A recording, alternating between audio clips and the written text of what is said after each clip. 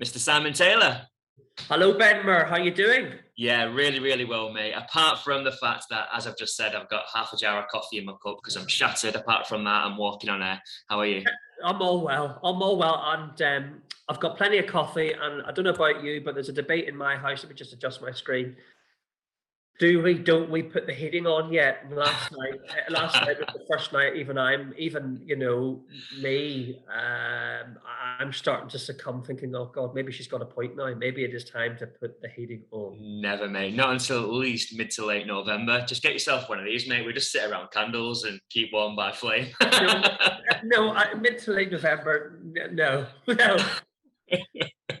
But you're right, mate. It is definitely coming to that time of the year. But I'm all about that because I've just come out of hay fever season. So when it's super hot and stuffy and the pollen's quite high, I just hate it, mate. So I live for gingerbread candles and hazelnut lattes and, a cool breeze and a bit of rain. So that's definitely a bit of me. Well, we're coming into the season for you. I'll take the sunshine. I'll take the sunshine. I tell you, for agents out there, I don't know about you, but when the nights draw in, I don't do viewings after 5:30, 6 o'clock when it gets darker at night during the week. Really? No, I said, what's the point? Because from experience, if you come and see something at night during the week after work and it's dark and you like the property, from experience you're going to say, do you know what? I would like to come and see it at the weekend. 100%. During daylight hours. So I'm like, well, I might as well have just shown you the property on Saturday morning then instead. Yeah. So during the summer, if you want viewings, it's 7:30, 8, 8:30, and it's light, no problem. I'm happy to oblige. But during, when the clocks, I don't know when the clocks do go back, but when the clocks do go back and it starts getting dark early, I won't be doing viewings. Massive in no dark. I'll be staying at home nice and cozy, and I'll just push them into Saturday, and they'll always say, "Yeah, that's okay," because they want to see the roof and the gutters and the this and the that and the natural light, and how much light's coming into that little breakfast area in the kitchen. So, from experience, I'm like, well, you know what? I think we'll just stick with Saturdays only, and Sundays. To be fair, I'll do Sundays, but you won't find me standing outside a dark house waiting for somebody to arrive at 7:30 on a cold night in December or January. That's just not me. I don't blame you, mate. And I guess when you're your own boss, you can pick and choose. You can definitely make that call, mate. And speaking of viewings, how's business been treating you, mate? What's been going on down in London? Has the market been good? Has it been fast? Is it slowing down? I'll give you an idea of September. September was, and this is maybe a good insight into self-employed estate agency, where some may view it from the outside in that we're all, this is amazing and everything's wonderful and smashing. Well, the first couple of weeks of September, I had no instructions for first 2 weeks, and I'm like, oh my God! And the newspapers are the newspapers are full of that there's a shortage of houses for sale and coming onto the market. And I wasn't panicked. I've got a nice pipeline, but I wasn't panicked. But I'm thinking, God, maybe this is going to be really quiet coming up to Christmas. And then all of a sudden, things start to turn. And I've ended September. It'll be 5 instructions for the month, which I'm absolutely thrilled about. And 4 sale agreed. So something. Mate, I mean, that's the interesting thing, though, isn't it? Because it's like when you're running a business for yourself, especially if you're kind of working on a volume controlled business, the lows feel really low and the highs feel really high. So you can go from 0 to hero in the space of a couple of days, can't you? You feel every bump in the road. Totally. Totally. And yes. So I've had a nice little run, and I've got a few little plates spinning for instructions coming into the market in October. I'm very lucky, I guess, that even if the market is starved of instructions, and some agents are feeling that, and because I'm operating in East London, where there's just so many chimney pots, I'm not really noticing that things are really slowing down per se. And when stock is coming on at the right price, I'm a big believer that the stamp duty. I'm pleased that stamp duty incentives are coming to an end today. I think it's kind of buggered the market. It wasn't really ever necessary. And even with sales agreed in the last, month, 6 weeks, it's clearly evident that they're not going to make the stamp duty deadline, and but interest hasn't seemed to have dissipated. So it's Mate, just I found it really interesting though, what a massive impact. I think more so in June than in September, but what a crazy impact it had, because I was speaking to this about a seller because we was coming towards the end of June and he had like £1 million house and the buyer really wanted to get it through. And he was like, I understand that 15 grand's a good chunk of cash and you'd rather have it in your pocket than the government's. yeah. But if you're spending £1 million on a house and that's your dream home and you're going to be there for the rest of your days, really, would 15 grand be a deal breaker? Could you find it if you needed to? It's the price of a kitchen basically. And I think it's just that scarcity, that psychological need to get one over on the government and get this money in my pot now. I think it just created like a real urgency, but in the grand scheme of things, it's a bit disproportionate. Totally. There's probably been a mindset thing where people are I don't know, probably, overpaying or paying 20 grand more for a property that they would have bought last year, and rushing to do that on the basis that they're paying an extra 20 to save 15. Yeah. Or paying an extra, you know what I mean? Or paying an extra 20 to save 4. Yeah. But I'm glad that maybe a sense of normality is going to come back to the market now. But with interest rates so low and the economy doing probably better than people expected, and hopefully people are able to get back into the cars and get going with petrol. But I think things are all right, and it's just a case of scarcity of product, and there's a tidal wave of buyers. I had a property at the weekend, a probate, and do you know what? Maybe 3 months ago I might have had 60 people coming to see it. I've only got 25 people coming to see it. But I can only sell it the once, and 25 years is still more than enough. Oh man, there's a sale in there for sure. You'd like to think, touch wood. Yeah. So I don't know. I think that the market's still remains on a very steady footing, and it's looking that way for the foreseeable. Agreed, mate. Agreed. So, Simon, tell me about, because at the point that we're having this conversation, just keen to, obviously, a lot of people watching this are going to be existing agents in our network and other hubs, maybe agents who are considering setting up their own agency. You're someone who's been here now for a good stretch of time. I think maybe about 18, 19, 20 months, something like that. It's been a little while. Right. And I've always watched you from afar, and you've always been very consistent, I've found, in terms of there's not been like a 0 to millionaire transition, but you've always listed consistently, you've always built consistently, you've always had a sensible pipeline and been paid out quite well. How have you maintained that consistency? Where do your instructions come from? How have you built your business? And do you find, mate, that you tend to work in very low volume? You don't get called out all the time, your diary's not chocker, but you tend to convert and land and resonate with the customers that you do see, so you still get the end result without having to do a drastic amount of business on the front end or generate a ton of data. Just explain to me what the last 18 months has been like operationally for your business. Okay, so the first thing I say is it's exciting, but also daunting starting out. You're thinking, crikey, where the hell am I going to get some instructions from? And I knew it was going to be a combination of a number of factors. One was going to be people in my phone or my contacts, people that I'd already knew, who have maybe been clients of mine over the years, because at the end of the day, I've been an agency for now 20 years. So I knew there was people that I could reach out to. So I told my contacts in my phone, this is what I'm doing, this is what I'm up to. And some people do, believe it or not, come out of the woodwork, or they're able to point me in the direction of friends or family who were selling. But I knew I couldn't rely on that for long. So I knew that there was low-hanging fruit out there. We've all, as agents, we know what's happening in our marketplaces to an extent, and we know what other agents have on their books, and we're able to see on Rightmove, the dates of properties when they've come onto the market or when they've been reduced. And it's incredible how much low-hanging fruit is out there. And that low-hanging fruit are sellers that have been on the market for 2.5, 3 months, 4 months, 5 months, 6 months, a year. It's incredible. And if anybody's maybe followed any of my content on LinkedIn, I'm not really one for mixing my words. I'm too long in the tooth. And I'm not maybe upset of breaking a few eggs, and I'm a big advocate. At times you've got to be cruel to be kind, and I don't want properties on my books for months on end.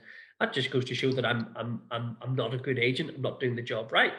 So I've approached sellers that have been on the market for an X amount of period of time, and I think estate agency, a big chunk of what's important in estate agency is consistency, and you get into good habits. And I think I've had to sort of re-strip and rebuild my whole routine. And my routine is, you know what, getting up, having a coffee, brushing my teeth, getting dressed, blah, blah, blah, blah, blah. But it's also check your emails, and then I do prospecting. So I'll always do half an hour to 45 minutes of prospecting every morning. And I've got some really cool software that tells me what properties have been on the market for 6 weeks, 8 weeks, 12 weeks, 14 weeks. And I can tailor content, written content in the post to go out at a few clicks of a button. And I've just done that religiously, keep banging away. And you know what? There's times where it's not worked. I've got nothing for a week or 2 weeks or 3 weeks. But what I've not done is say, right, that's it. This isn't working. This isn't for me. I'm calling it a day. What a load of SH1T. No, I've just got to just grit my teeth and know that. Do you know what? I got flyers. I don't know about you, but I got flyers in the post yesterday from Furniture Village. I think we bought a dining table from there about 8 years ago. And do you know what? They must send me something in the post. I don't know, once a month, once every other month. And I've not bought anything for 8 years. But they do it because eventually they know I might buy again, or that you know, they're no fools. So that's why I'm going to copy or take a leaf out of Furniture Village's book and just keep going. And that might be Furniture Village or the local taxi company or the local Chinese. You know, eventually I might just get a nibble. So I quite enjoy prospecting because these are sellers that, you know, they're on the market, for goodness sake. You know, they've got a big sign above their head that says, I need to sell, I want to sell. And it's incredible. If you're a good agent, that is, and you know the right questions to ask, you know, I can have conversations with them. Well, you know, is your estate agency giving you good strategy advice? Yeah, you no, know, absolutely. I mean, first off, mate, shout out to Furniture Village. Well, other furniture shops are available, but they do an amazing oak dining room table. But no, I think that's fascinating what you said, mate, because I think a lot of the time the biggest mistake that people make is applying short-term thinking to what is a long-term, you know, complex journey, I guess, because you don't always get those wins straight away. Sometimes you've got to be ultra consistent. You've got to send flyers for 8 years before you get a nibble. But it's having that long-term vision that at some point this person will need my services, or, you know, timing's important as well, right? You could send a letter completely by fluke that lands on that person's doorstep as they just got off the phone to their agent complaining because they've not had the call returned for 8 weeks, or because a viewer's not turned up again because the address wasn't provided. And all of a sudden they're thinking, wow, I need a change in direction. Suddenly your letter lands, the timing was right, and as a result you get the conversation, the appointment, and the instruction. Yeah, absolutely. And if any agent's like, oh, I wonder how much low-hanging fruit is out there for me, whether you're employed or whether you're self-employed. I don't focus on like a one postcode. I cover a number of postcodes, and I, you know, if I was to type in an East London postcode and go out 3 miles or thereabouts, there'd be dozens and dozens and dozens. I'm typically reaching out to around 100 vendors on the market, languishing on the market, I should say, week in, week out. And 5 weeks can go past and nothing, and then all of a sudden 1 or 2 instructions, boom. You know, it's been worthwhile doing. And the other thing that I should really say is my social media. Before going self-employed, I wasn't really doing anything on LinkedIn, and I wasn't really doing anything on Facebook or Instagram. I wasn't working in the sort of organization that was, should we say, encouraged or used as a marketing strategy. And on top of that, I didn't have the time. And I think one of the beauties of doing what I'm doing now as a self-employed estate agent, so my target's typically 1 instruction a week. Yeah. So listen, 1 instruction a week, and typically a pipeline of around 10, 12, 14 properties of stock going through. There's stuff going on, and I'm busy, but it's not knocking my pan in from 8 o'clock in the morning till 8 o'clock at night. It's not. And I think there's maybe a misconception that, and maybe I'm wrong, maybe I've done it wrong, I don't know, but I don't feel that I feel I'm actually in some respects working less than I did in my previous firm. I just feel I'm working that bit smarter. Yeah, out of interest, mate, it's fascinating that you say that, because we've both come from Purplebricks backgrounds. I think you was there longer than what I was, but How did you cope with the transition from going from that ultra fast-paced, a million miles an hour, the script there, you can go to evaluation by the time you've come out, two more have booked in, so you're constantly on the hamster wheel of trying to catch up with your workload. Going from that to this slightly more relaxed pace, did you feel guilt almost? Did you feel as if you wasn't being productive enough? You was Oh being yeah, a bit lazy?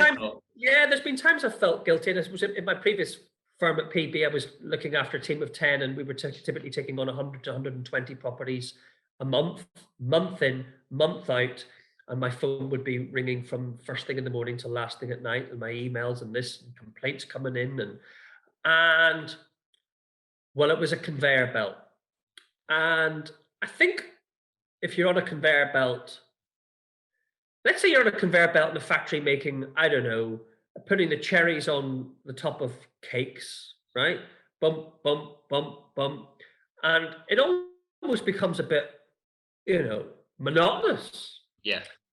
And repetitive, repeat, repeat, repeat, repeat. And after 5 odd years of that, I think I was I was tired, physically, mentally, and it became estate agency. In truth, probably became a bit of a drag, right?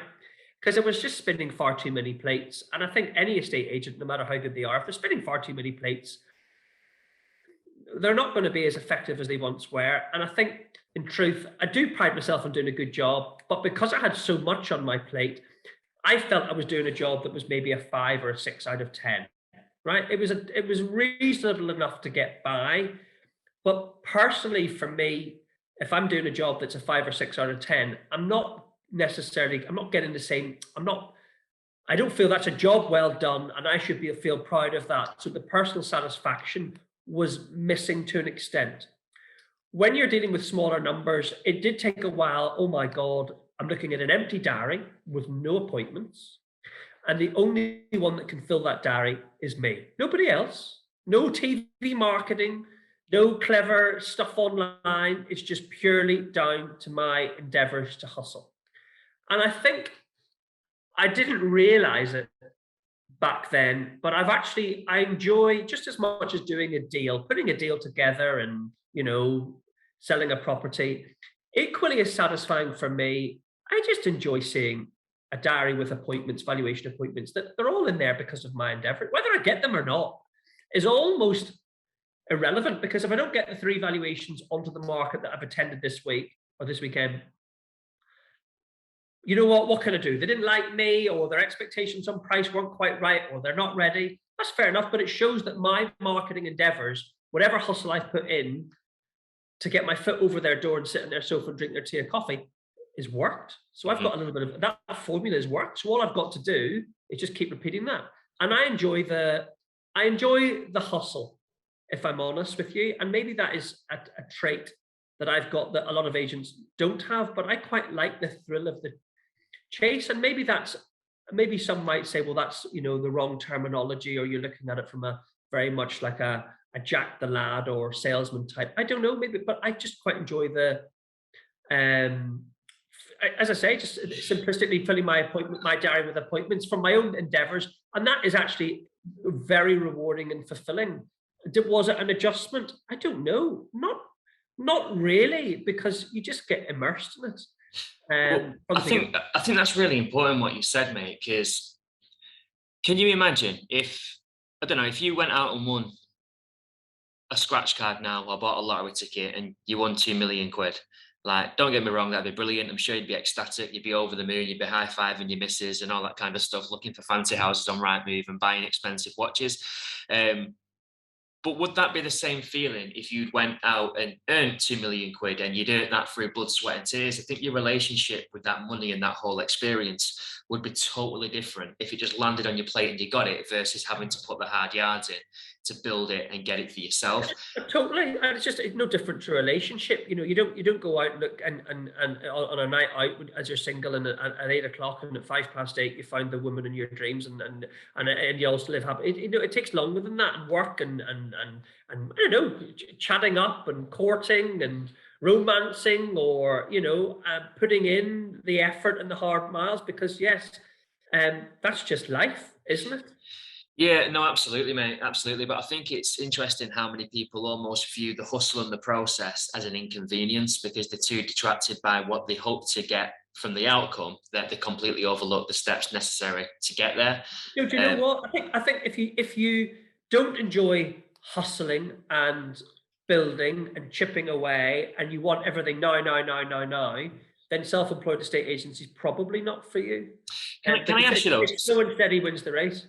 Yeah, can I ask you though, mate? Because Yeah, obviously we've touched on a couple of things, and maybe they're all intertwined. But you know, you got the whole fulfillment and the pride of doing things your way, and the ability to play by your rules, and everything that comes with that kind of hustle process. yeah, And then you've got the benefit of making more money, or you know, getting cash out the other side. yeah. Did you come into this kind of structure motivated by the money, and then you stumbled across the fulfillment side, or did you come in to do things your way, and the money's just a byproduct of that process? Which way around was that for you? It was a whole, well, it would be a whole combination of a number of factors. My demise at Purplebricks didn't come to, it came to quite a blunt end. And I think one of the things that I was enjoyed there was, yeah, the money was good, I was working hard, but also was that extreme flexibility. So I was working 6, 7 days a week, but I was still able to drop my kids off a couple of days a week, and I was able to, do errands for the family, as we all have those little jobs um, during the course of the week as well, such as, taking my daughter to netball at 5 o'clock on a Tuesday. And I'm thinking, God, if I have to work on the high street again, yeah, the money's going to be less, but equally as daunting was the prospect of, well, how's my daughter Scarlett going to get to netball at 5 o'clock on a Thursday night? How does that possibly work? So I knew that self-employment in some way, shape, or form had to be for me. I knew I could do it. It was estate agencies, an industry, and a job that I've been doing for, as I say earlier, for 20 plus years. I knew I could do it. I knew I had to master some new techniques and some new strategies, such as Facebook and Instagram, which I'd never really done, and talking about property in local Facebook groups and interacting online. And that was all a little bit daunting, but I knew I had to do it. But whatever business I was ever going to make, whatever business anybody's ever going to get set up in, whether they're selling widgets or they're a garden maintenance firm or they install kitchens, or you're going to have to get involved in social media. Suck it up, right? Yeah. And I was quite daunted by that at first, but it really isn't as nerve-wracking as you think it's going to be. And I'm like, how do I do this and how do I do that? And you know what? You learn. And I look back on my time now at the beginning and how frightened I was of putting myself in front of a video or posting something in a local group. And now it just becomes normal. And I think I'm just, after that period of time of chipping away, everything from your canvassing to your letter writing to your social media, it just becomes the new normal routine, and that's what it's come for me. And I don't miss because I've always worked from home, sitting in front of my kitchen on my laptop, maybe doing 4 brochures on a night. I'll be working on a brochure today that will be going live for viewings this weekend. And that's number 2 of the week. And that's quite a busy week. Next week there might just be the one or none, I don't know, but there's always something to do. But it's amazing how quick you climatize and get into a new rhythm. But yeah, for the first few months, I canvassed and I worked and I put out content, and some of the content worked and some of it didn't. And I think the big thing is not to be frightened of mistakes, because do you know what? Are the videos and posts that I did a year ago worse than what I'm putting out now? Yeah, probably. But you learn and you just get better and you get more comfortable in your skin. And I'm ultimately having more fun in a state agency than I have done in a while. And maybe that's been said before, and maybe it's cliched, but I think if you give me 20 plates to spin, I'm actually not going to be that happy after a while, because some are going to wobble and fall off. But if I've got a handful of plates and I enjoy spinning plates, I'm going to be able to do it, till the cows come home and enjoy it. And it's nice seeing the feedback that customers get, because they know they're getting the Rolls Royce service. But yeah, the big secret is I'm not working all the hours God sends. I think we spoke before we went live about exercise and things like that. So I'm going to jump on the spin bike at probably 1 o'clock in the afternoon for 3/4 of an hour.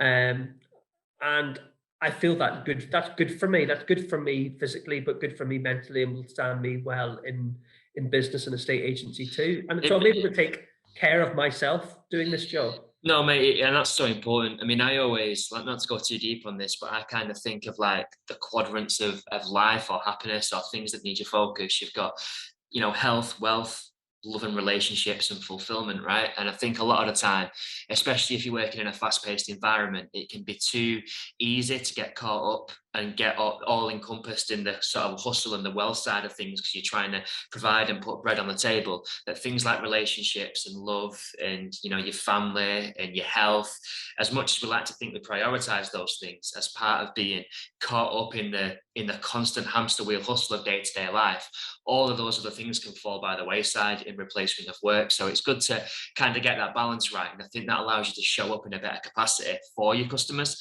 And on that, mate, you mentioned just kind of passing in conversation when you was talking about your past role. You said you always did the best that you could given the circumstances, but ultimately with the plates that you were spinning, you was probably working at about a 5 or 6 out of 10.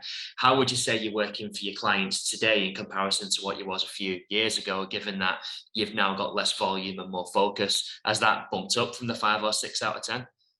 It has bumped up, and I think one of the big things I always learned from my predecessor was reviews and getting reviews and trust pilots, and I'm still very much focused on that, and those tricks that I say tricks those those things that I suppose learned from there I've carried through, and that's shining through in the reviews that I'm getting. I'm seeing a little bit more personality and pizzang in the reviews that people are leaving for me now. It's less, Simon did a good job, and he did. There's God. He's a magician. He's this. He's that. So that's very rewarding, and I think that's probably down to will I answer somebody's message at 8 o'clock at night? Yeah. Will I speak to them on a Sunday morning? Yeah, that's fine. And don't get into self-employed estate agency if you think you can completely switch off and detach yourself from what's happening. I don't, but the secret is I'm not working.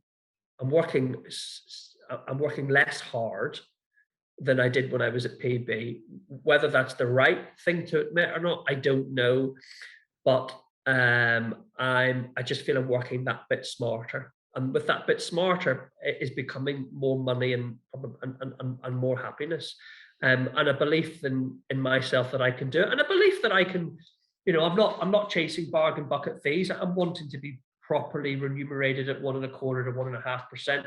Some might say, "Oh, you should be charging 2%," but you know what? I'm actually I just feel like I'm adding value, and I'm happy with circa 1.25% to 1.5%, and those are the fees that I'm regularly and consistently commanding, and that means I don't have to run myself ragged. But typically, I do work on a Saturday, and the other thing that I should really maybe counter on or just discuss is, when I was with PB, we were always too busy for viewings. You were always discouraged from doing viewings. Viewings is a waste of time. Viewings are not putting money on your table.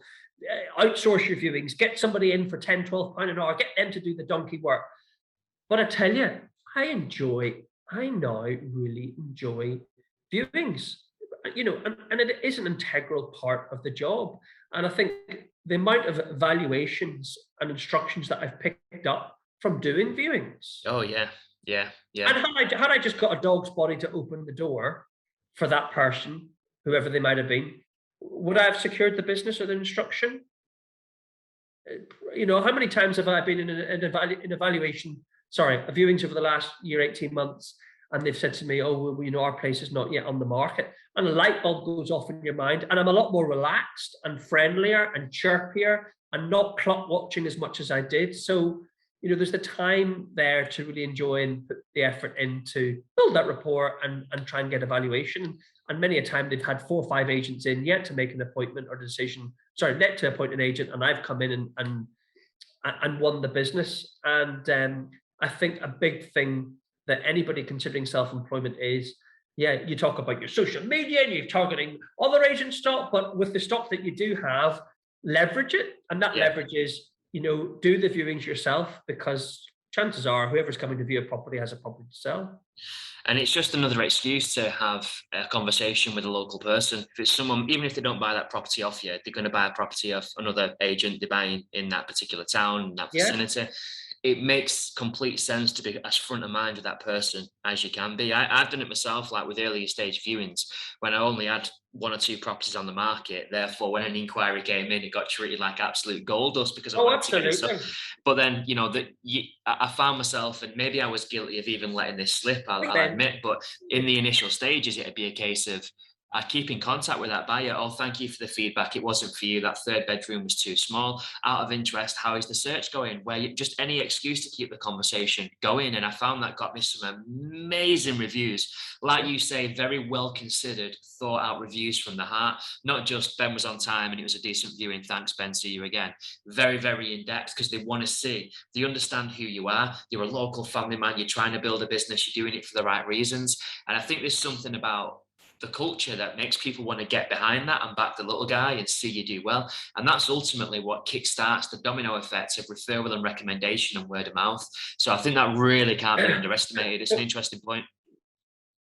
Totally. What I will say is, as well, I thought my model has changed a little bit.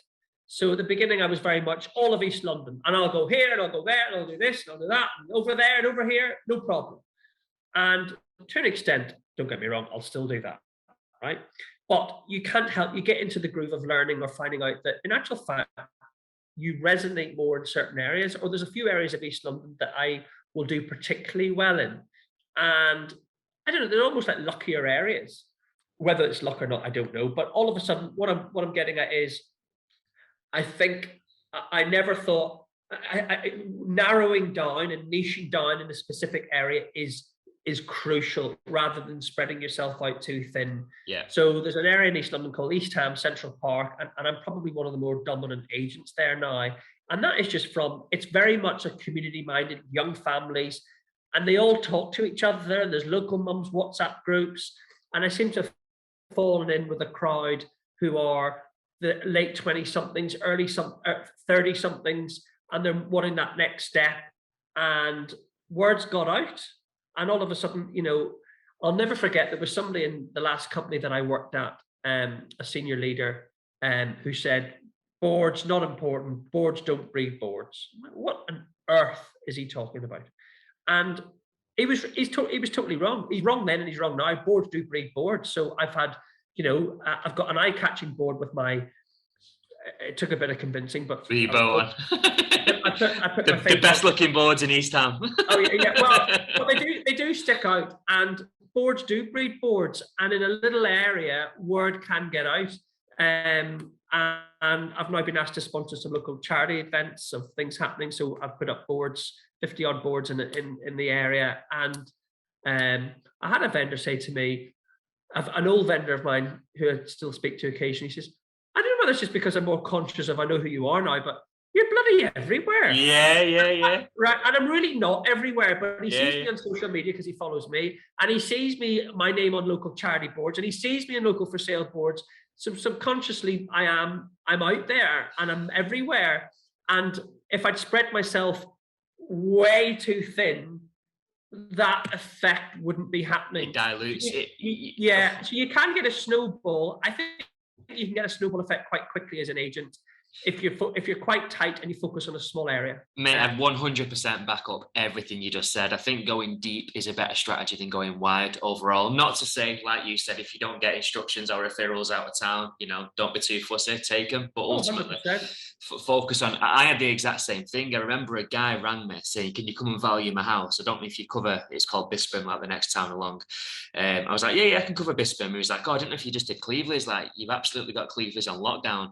I really didn't have Cleveland's on lockdown. It was just that he walked his dog up this road on a particular route to this little kind of park that we've got, and the route that he took just happened to take him past like 5 boards. Now I only had 7 boards in the whole of the Fylde Coast. It just happened that 5 of them was on this particular route that he took. So to him, in this little echo chamber that he was living in, I was the biggest agent in the world, and there was a couple of sold slips, and I'm seeing Ben's face everywhere, and that just automatically acted as a magnet to bring him in, even though if he was on any other road or walking any other route anywhere on the Fylde coast, that wouldn't have been the case. But it just shows you that power of being hyper-local. 100%. And I sort of like, at the beginning, if you told me that at the beginning, that would have worried me a wee bit, that I was having to go in so deep. I wanted to maybe go a little bit wider and thinner, but that's not the way to go. It's to go really local and drill down. And it's amazing how people see and pick up of what you're doing, and it's very rewarding. As much as I enjoy filling my diary with hustle from me, right, where it's me picking up the phone, or it's me doing this, or it's me doing that, it's lovely now. The business is now at a stage where I'm getting called out to valuations from people that, they're phoning me, not the other way around. And Simon, what's the because I know in my business I've noticed that, like, it's like bipolar opposites. If I go to a valuation from someone who just happens to be walking the dog, noticed a board, picked up the phone and called me out, don't get me wrong, that can be a great appointment and a great instruction and a good bit of business, but a totally different experience to someone who's maybe followed all my videos, they're on YouTube, they've been following me on Facebook for 6 months, they know who I am and how I take my coffee. Totally different proposition when I'm sat in front of the customer. Have you noticed a difference in the quality or the feeling or the vibe and the energy that you're getting on valuations from someone who's calling you out? I think that's a good one to touch on, and I actually think that probably the vibe and the energy's different in both directions, from the vendor to me and from me to the vendor. And from me to the vendor, I must, although I always tried to hide it in my previous company, that I wasn't rushed, I'm not flustered. You've got my undivided attention, even though my phone is vibrating in my pocket over and over and over and over again. So I'm probably a lot more relaxed. And there would have been times in evaluation, particularly when we were maybe going upstairs, the vendor was taking me upstairs, and maybe I was following them. I'd be checking my watch. I'd be checking the time. How long I've got, how long have I been here? How long have I got? How am I going to get to my next appointment? Whereas I haven't got any of that now. I'm a lot more relaxed. So I would only assume, because I'm more relaxed, I've got more time to build rapport and just chat. And I've always been one to accept teas and coffees, right? And I'm still, but rather than gulp it down in 3 sips and race out the door, you'll get a valuation report in tonight, I'll follow it in store, right? Speaking a million miles an hour. Right, and there's like the doors are slamming him away. Right, I'm more chilled out, and I think being more chilled out, I'm happier and smilier and more engaged, and sometimes I think maybe I'm listening. Vendors can sometimes go off down side alleys or conversations about next door's cat, or the solar panels that are on the roof and the foyer. Right, and I think in my previous role, I maybe got tuned out. I stopped listening. Right. Yeah. Whereas now, I'm very much in the room now. And for them speaking to me, obviously that they must see that. But yeah, they knew who you are before you come. And I think it's really weird, because I think in many respects, when I'm speaking to them on the phone on a, as you and I used to call it, a pre-call, or just qualifying or having a chat, and they've almost made their mind up that they're going to be using you, And I've had a vendor say to me, I'll never forget it, I was charging her 1.5%, and I do charge an upfront marketing fee, Ben, because if I'm taking on 1 or 2, 4, 5, 6 properties a month, all of a sudden, if I'm laying out for photographs and floor plan and videographer multiplied by 5 or 6 times, well, all of a sudden I'm using a lot of cash flow up. Yeah. But this was a property where I was charging an upfront fee, and my fee is 1.5%. And she's, really? Is that? I thought you would have been a lot more. And I'm like, no. And I think that is probably because she can sense from me the care and passion that I have, and she knows that her property will be the center of my world, effectively, and that resonates. And yeah, seeing your social media, I'm sure there's plenty that see my social media or see my face on the board and go, look at that dick, right? But then there's going to be others that say, no, I like him, I like the cut of his jib, he suits me, he's what I'm looking for, I can trust him, and I want to do business with him. So conversely, because they maybe know more about me before I've stepped foot in their house, or they've heard about me through the grapevine, or they've read my reviews personally, they're a lot more engaged and Yeah. motivated and open, and my conversion rate, I'm pretty much getting, well, I'm not going to say get on everything that I see, but it's rare to lose an instruction to another agent. Very, very rare. If I don't get it on, it's because it's not coming on. But if it is coming on, I can count the instructions that I lost probably on one hand, and less so as there's been more content and more credibility and more word of mouth, which is lovely. It's interesting though, because it's like, you know, as much as your social media efforts and putting yourself out there and doing videos and all this kind of stuff, as much as it's a lead magnet to generate business, it's also such a good filtering system, because like you quite rightly said, not everyone is going to like your style or identify with what you say or see you as an authority. And those people, actually, it's okay, because they'll go away and find a different agent that's better suited. But then you know that the people that you're sitting in front of are your types of people, the people that are on your wavelength, that see value in what you do. And that's why obviously the conversions are so high. But that's a massive paradigm shift in itself, because coming from the corporate world or the fast-paced hybrid space, it's drilled into you.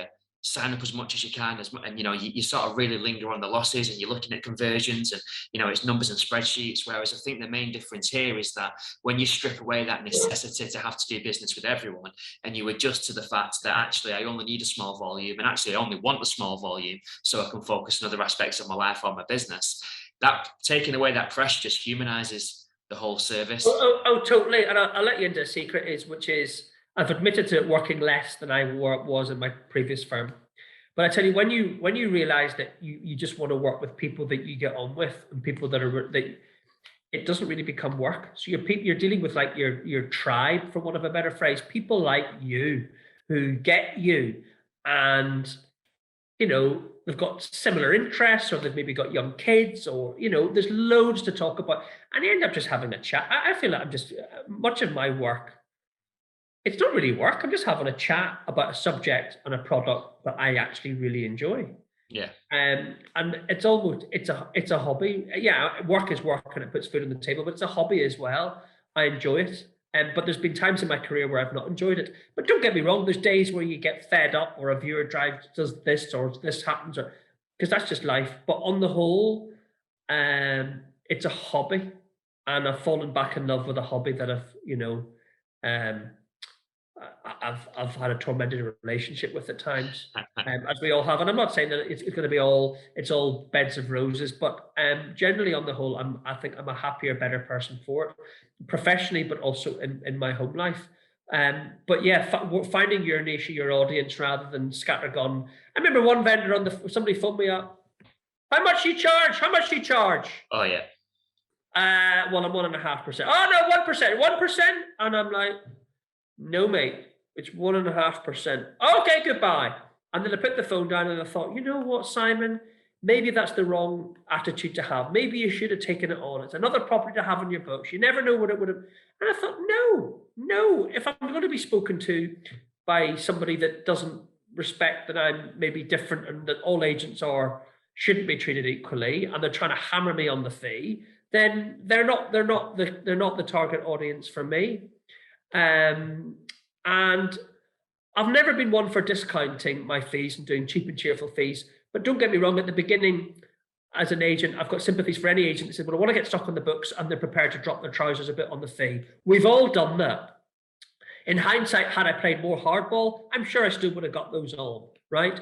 But I think as confidence grows as a self-employed agent, my fees have gone from 1% to now 1.5% with an upfront fee at the beginning, and I've done that in stages as my confidence. Well, I'm glad that you raised that point, mate, because I wasn't going to, but it is definitely something that I know that new agents torment themselves about, because we obviously push a narrative, as we have in this conversation, mate, about you don't have to work with everyone, know your value, make sure commercially the business works for you. And I think that's true of everyone. I don't think you should drop your fees for the sake of it, but I think in the early stages it's good. to offer discretionary discount if it makes tactical sense for the bigger picture for you to do that, whilst you're trying to build some social proof and get some boards up and create some content and sort of show some success. So I absolutely second what you said, mate. My early fees were, looking back, they was awful. And later on, there was some early stage properties that I'd signed up, loved the clients, we got on great. I dropped the fees, maybe in some cases unnecessarily so. I kept all of those properties because they didn't sell. But then I was working on them 6, 9, 12 months later, when suddenly my fee had gone from 1,200 quid to 8 grand. And then I wouldn't say that I started to resent going back and working on those properties because I still had a commitment to the client. But then you realize, wow, this is a false economy, because I've now got to postpone a viewing on a property that's going to give me an 8 grand fee, so I can go and cater for 2 viewings on a property that's going to give me a £1,200 fee. So where's the business sense in that? And I kind of think you sort of realize then the value of your time once you've kind of built yourself. But I think I'm sure whether you agree with me or not, I think every agent has to go on that journey themselves. They'll hear what you and I are saying and like, yeah, get it. To make total sense, yeah. But when they're starting out, it's only when they'll have that experience under their belt where they'll be really properly able to emphasize and say, yeah, you know what, I really do get it now.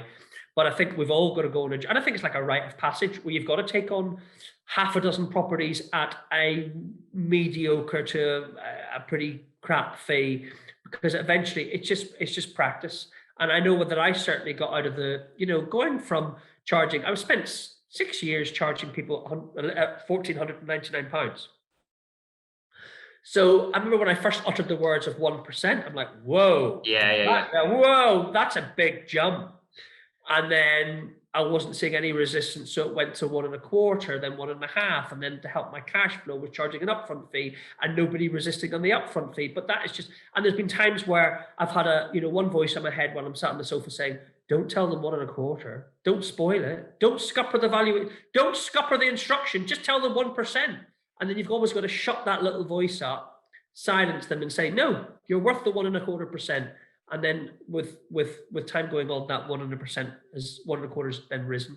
Well, I mean, it's all about perspective in it, because in our little selfish bubbles where we're thinking about our business and getting the instruction and getting a board up and bragging on LinkedIn that night that we've just smashed our day, you kind of feel as though we need to get it, don't ruin the deal, like you've just said. But you've got to understand this person's got a huge financial burden and emotional attachment. They've got a goal, they've got their lives moving on, and this property is stopping them from advancing in their life. They want to sell that house and find the right agent more than you want your 1% fee. Do you know what I mean? So I think sometimes it's just kind of realizing that the vendor will pay it as long as they see that value and having that confidence. Totally. If you're offering value, you're not going to get any hesitation. I mean, it's like you said with that lady, you said, oh, I thought you'd be more expensive. Now, obviously, I don't know the context of that conversation, but clearly what's happened is through that appointment, you've identified with her and product matched against her pain points to what you can do to solve it, and positioned yourself in such a way that you've clearly demonstrated value far beyond the 1.5% that you quoted. And that's amazing. That's the benchmark that it's got to be. If they're paying you 5 figures and feel as though they've robbed a bank, what an amazing business. It's a win-win.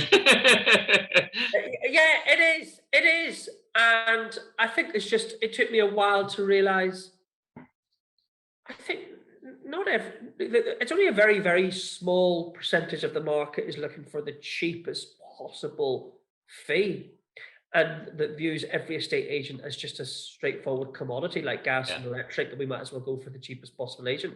Yeah. Thankfully, that's what, 7% of the total market.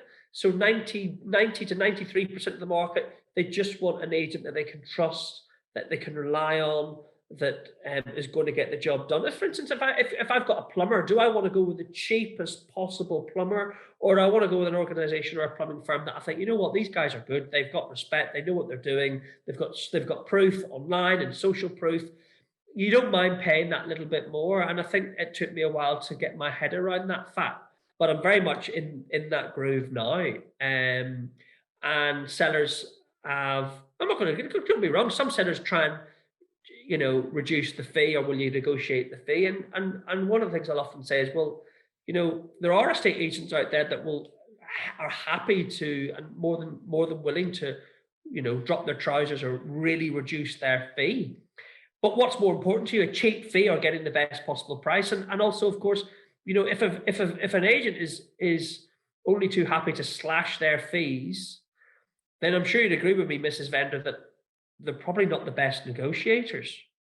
And how good at negotiating the best possible price are they going to be if they're the ones They can't even negotiate their own. Are negotiating this with the buyers? Yeah. And there's you know, and that's helped the penny drop. But you're totally right. It's just trying to it's actually straightforward to justify a proper fee. Easier than I perhaps ever thought it would be. Yeah. If I'm telling the truth. Yeah, no, I think, and you kind of hit the nail on the head. I know we've mentioned Purplebricks, not to bash Purplebricks, because I think they've done a lot of good for our profession as well in terms of introducing the concept. So I'm not trying to be derogatory, but one thing that they have proved over the years, and not just Purplebricks, you know, Yolpers and people like this, is that they've come in very well funded with multiple millions of pounds worth of budgets to put into TV, into radio, into billboards, into tube ads, into everything to get their name out there to the consumer. And they've still found a cap in what percentage of the market are willing to kind of buy into that cheap service. So by now, according to forecasts, they should be at about 15-20% market share, but it's barely over 5%. So if I think with all that budgeting, all that noise, with all that promotion, and them trying to corner that section of the market the way that they did, and they've still only got to that point, that is the market telling us at scale, look guys, we're happy to pay the right fee as long as we see the value. And like you said, there's always going to be 5% of the market that want a cheaper fee, and that's okay, and that's why Purplebricks will always have a place. But I think it's just understanding that losing 5% of your valuations is okay if you've got a good shot of getting the other 95% at a sensible fee. It's that bigger picture thinking.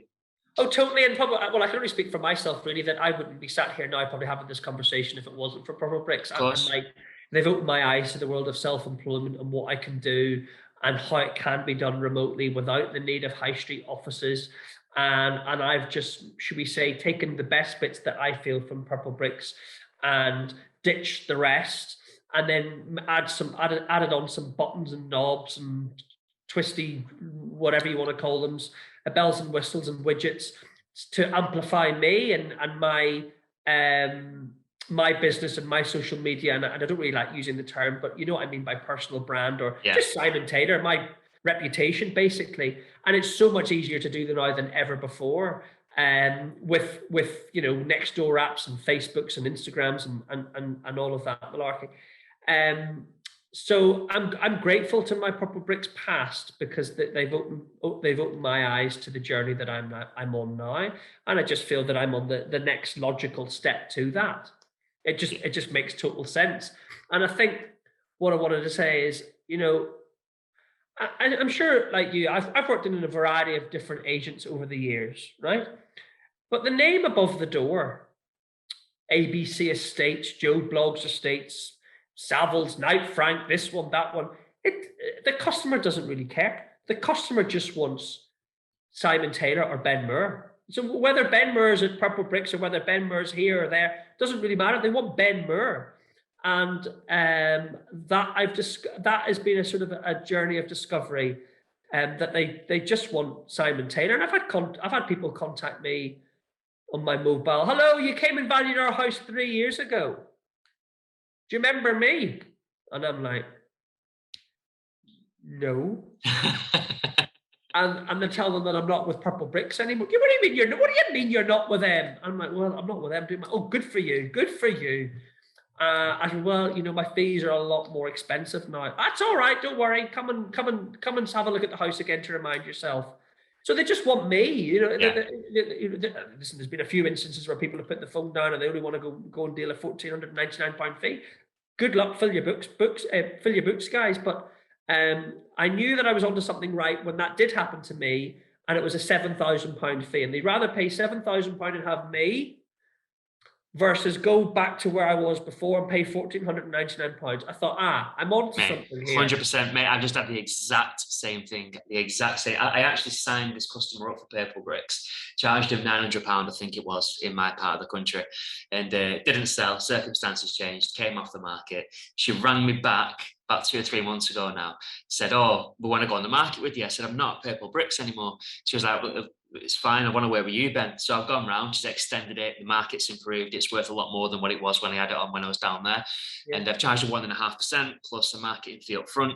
So that works out about a £6,000 commission based on what she's paid. So again, she's paid £6,000 versus a 900 quid because she wanted to work with the agent. I'm sure if I had my fees at 900 quid, you know, who doesn't like to save money? That'd be a nice bonus. But ultimately, they're happy to pay that as long as they're working with the person and getting the value that they want. So huge eye opener, mate. Huge eye opener. And you know what? There's got to be some really good estate agents out there. There just has to be. But I would say that 30 to 40% of my stock has already been on the market with other agents. And it is incredible where that agent hasn't built that rapport with the customer, hasn't got that relationship, hasn't been giving them strategy advice. And quite often, they've gone with a large agency where it's the the office valuer, the sales valuer, the valuer that values up to £1 million or something like that, because it's quite often in tiers down here. And that valuer who signed them up, well, he's gone. They've never seen him again. Yeah. Never a phone call, nothing. So, and it's just left to the negotiators in the office who they don't speak to them every week. So, there's so much opportunity out there. To be honest, pinch stock from agents that are asleep at the wheel. And I feel no guilt about pinching stock from agents that are asleep at the wheel.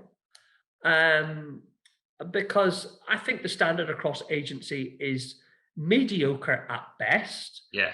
And if you're an agent that loves what you do and are passionate about what you do, it becomes more of a hobby. Like for you and me, it's no great shakes to put in the 9 yards and give a proper service.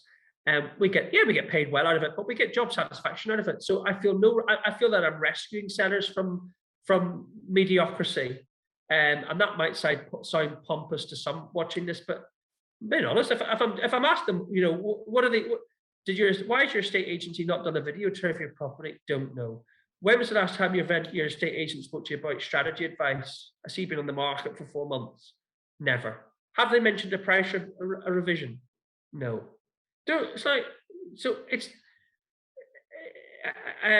In many instances, I'm afraid to say it's like taking sweets from a baby. Yeah. But I think ultimately, though, I think it's a reflection on the agent because, I mean, you know, we've all had vendors who've left us before and we've been on the sharp end of that conversation for whatever reason. It's just not worked out. You've not got it right and they've gone somewhere else. But there's also, I'd say more so now, conversations and relationships that I've had with clients where it might not have sold. They might not have got off to the dream start. It might not have popped like we all thought it would have. The viewings have been a nightmare. People have non-showed. Offers haven't proceeded, and everything's just gone wrong. But ultimately, I know that my relationship with that person is solid enough that it doesn't matter how many letters or door knocks they get from competitors. I'm going to retain that stock because our relationship is strong. Now, had I have failed to establish that rapport or that relationship, you've got to take it on the chin that, yeah, I have let them down. I have failed. I did get the valuation wrong. I wasn't on the ball. I didn't update them when I said I would. I did forget to return that call. You can't blame the client for looking for a better, more proactive, efficient service and going to get the result that we sought in the first place. And also for balance, I should say that not everything I've touched has sold. Of course. Vendors have changed their mind, or the offers that I presented have just not been right, just been shy of their expectations, or a sale's fallen through and they've decided just to go back, batten down the hatches and not sell for the time being. But that's just, you're going to get that everywhere. Of course, man. That's just, I know it sounds cold, but that's just sales conversions, isn't it? It doesn't always go right. Before we wrap up, mate, mindful of time, I know we've been on for around an hour or so now, but just for, again, mindful of the people who are watching this, agents kind of coming in a lot for the first time. Looking back with hindsight, and I know that hindsight's a beautiful thing and it gives you 20/20 vision. Is there anything that you would have done differently? Anything you would have tweaked? Anything you would maybe have not have done? Looking back, if you used to start up in this kind of framework, setting up your own agency for the first time now, or are you quite happy with, oh, go on, take it away. Right. I wish I'd maybe thought about, I'd set up my own domain name for my business beforehand. So if I don't know, if your name's Joe Blogs or Sarah Smith or whoever your name is, go out and register your domain name, because the best thing, people want you as your business. Calling yourself Rainbow Estates or Blue Sky Estates or Kitchen Sink Estates, no good. People want you as your name, so put your name first and foremost out there. So I'd recommend people register the domain. I'd recommend people start thinking about a social media presence, even at their current employer. It could be stuff of local property market updates, and just have it. I don't know, having a coffee in a new coffee shop that's opened and promoting it on social media, just building up a little bit of localized familiarity where people are able to see you out there, so that when you do go into it, you're not doing as I did, as a complete cold start with a brand new Instagram, brand new Facebook, brand new this, brand new that. So you've always got a little bit of a runway. And I'd also probably, if it's something that you're thinking about, maybe not now, maybe in the future, I'd maybe start just picking the brains of agents that you can see out there who are maybe treading down the path that you want to take, and picking their brain. Every time you've got a wonder, how did you do this or how did you do that? Just ask them, and you'll find that estate agents like talking to other estate agents, and are more than willing to share. So, just come prepared, so that when you do jump in, you're jumping at the deep end, but you've got your life belt, your armband, your flippers, your raft, you've got all of that, rather than, I'm being honest, me, to an extent, I threw myself in at the deep end and have made mistakes. Things have worked and some things haven't worked. So maybe you'd be able to shorten the time that you need for money to start coming in if you've given yourself a little bit of a runway in advance. No, definitely, mate. 100%. And I think when you're in an employed structure, in the short term, you're going to make yourself more valuable for your employer. So if it is that you're years away from coming in and setting your own agency up, and it's something that's way into the distance for you for whatever reason, it makes you more likely. You're going to be generating business, working as a lead magnet, becoming a local celebrity. You're going to be turning sales for your employer. Which means if you're going to go for a promotion, or if something comes up in the meantime, you're more valuable to them. You're more likely to get it, right? But one thing I've realized is I've always wanted to do my own thing, and maybe I'm rare, or maybe that's very much the minority. Estate agency is not rocket science. It's very easy to get it wrong, but if you know what you're doing, it's pretty much straightforward to get right. And I knew that if it didn't work out for me, what have I lost? Yeah. And I took the answer, what have I lost? Well, I'll have lost money. I'll have lost probably 6 months worth of income, but I'll have learned a shitload of valuable knowledge across the industry that is probably tools that are more important than ever before. Yeah. And I'll get another job. I'll get a job in a high street estate agency, of which, let's be honest, there's no shortage of jobs in high street agency. So if it didn't work out, I knew I'd always get a job. Was I worried about pride or what people? No, maybe that's just not in my nature. So I would encourage anybody that's got an itch that needs scratching to itch it. It's not as scary as you think it would be, and it is very rewarding. Poking other agents in the eye and building a pipeline for yourself. It's very rewarding and fulfilling. 100%. And just to kind of back up everything that you just said, it's like we spoke about off camera. I think sometimes, it pays to get excited about what could go right rather than really dramatizing and amplifying what could go wrong. At the end of the day, failure is only failure when you accept it. Otherwise, it's just feedback. You recuperate, you take stock, and you can come again down the line.